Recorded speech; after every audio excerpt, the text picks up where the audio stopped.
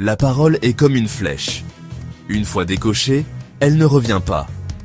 Imaginez une corde d'arc tendue, la tension qui monte, la flèche prête à partir. Une fois lâchée, elle fend l'air, rapide et irréversible.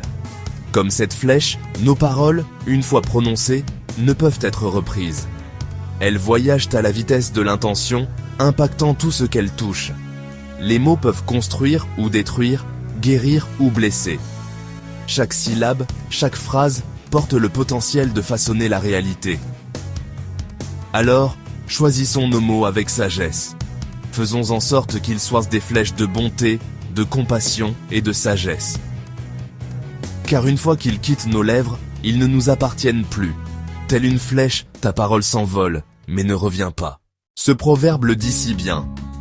Nos mots ont une trajectoire.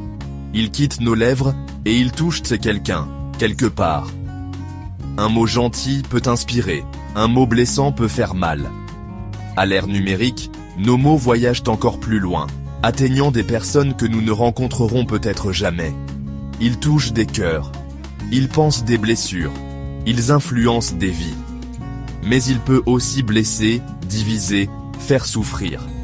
Et parfois, il laisse des marques, qu'on ne peut effacer.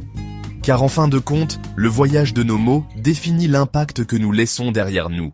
À une époque où les mots fusent, dans les conversations, sur les réseaux sociaux, dans la colère, il devient vital de se rappeler que chaque mot écrit, nos commentaires, nos tweets, nos messages privés, tous ont une portée bien plus vaste que nous le pensons. Un mot, une phrase, peuvent être partagés, likés, commentés, et ainsi atteindre des milliers, voire des millions de personnes. Prenons un moment pour réfléchir avant de publier. Ce que je m'apprête à dire est-il utile ? Apportera-t-il de la lumière ou de l'obscurité ? Est-ce que je parle avec respect et compassion ? Chaque mot compte.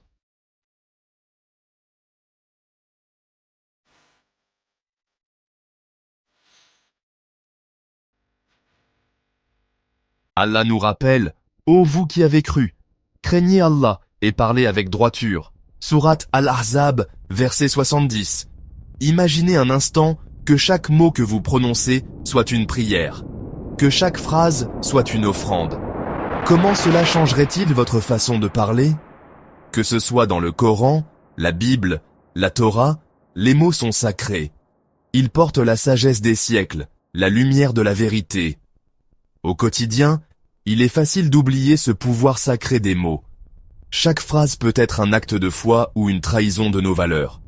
Le prophète a dit que celui qui croit en Allah et au jour dernier dise du bien ou se taise. C'est un rappel constant de la responsabilité qui accompagne chaque parole. Une parole bienveillante peut être une œuvre de charité. Une parole de vérité peut être un acte de justice. Prenons un moment pour réfléchir à la manière dont nous utilisons nos mots dans notre vie spirituelle. Sont-ils des ponts vers le divin ou des barrières qui nous en éloignent ? Parlons avec droiture, avec sincérité, avec amour. Si ce message vous touche, partagez-le. Abonnez-vous pour d'autres épisodes. Et parfois, ne dites rien. Le silence est une réponse puissante, souvent plus éloquente que les mots.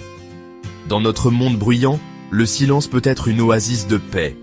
Il nous permet d'écouter, de réfléchir, de comprendre. Il montre que nous n'avons pas toujours besoin de combler le vide avec des paroles. Parfois, la meilleure chose à dire est de ne rien dire.